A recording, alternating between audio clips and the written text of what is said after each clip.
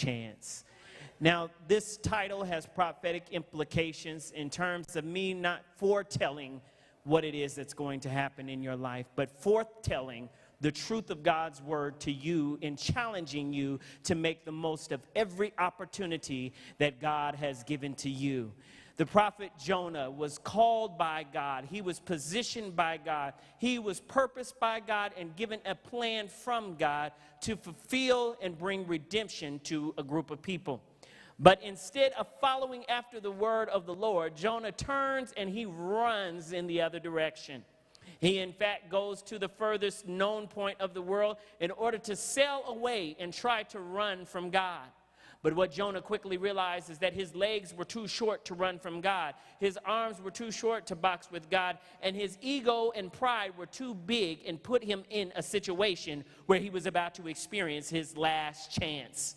But Jonah, while he is experiencing this situation where he is swallowed by this great fish because he has been disobedient to God, he has run from God, and now he has boarded a ship and been thrown off of the ship into the sea. God sends a big fish to swallow up Jonah. And when the big fish swallows up Jonah, he takes him down into the belly of the sea. And he sits in the belly of this fish. And in his final moments of life, he begins to reflect on what it is that he was supposed to have done for God.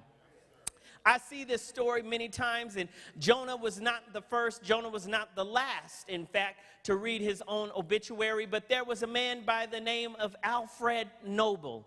You know him as Alfred Nobel, the Nobel Peace Prize. You guys ever heard of that? Well, the world's most famous set of awards are the Nobel Prizes for either literature, economics, education, or also medicine and the sciences. And they were created by the man Alfred B. Nobel. But Alfred B. Nobel had an interesting occupation. His occupation was one in which he created explosives. And most interestingly, he is the creator of dynamite. Well, one day, Alfred's brother actually passes away, and the local newspaper ran a full-length obituary thinking that it was Alfred Nobel who had passed away. And so when Alfred pulled out the paper that morning, he looked at the paper, and he saw his name and his own obituary in the paper. As he began to read his obituary in the paper, he noticed that one of the things that the newspaper described him as was a man who made it possible to kill more people more quickly than anyone else who had ever lived. And as Alfred Nobel read his obituary in the newspaper that day, there were two things that he quickly realized. The first was that this is the way that the world would remember him. And the second thing that he realized is that this is the way that he did not want the world to remember him. And so he took his fortune and invested his fortune in honoring people who were doing great things to change the world and created the Nobel Peace Prize. You may not see the similarity right away between Alfred Nobel and the prophet Jonah, but if you look more closely, you will see that both of them were at the point of reading their obituary.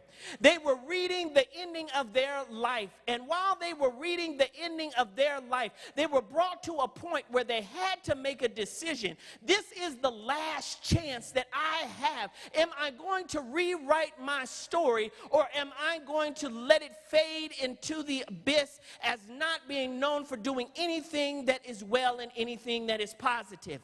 And in both cases, both men took what God had given them and they turned around their entire history because of them being able to see that it was their last chance and giving their last chance to God.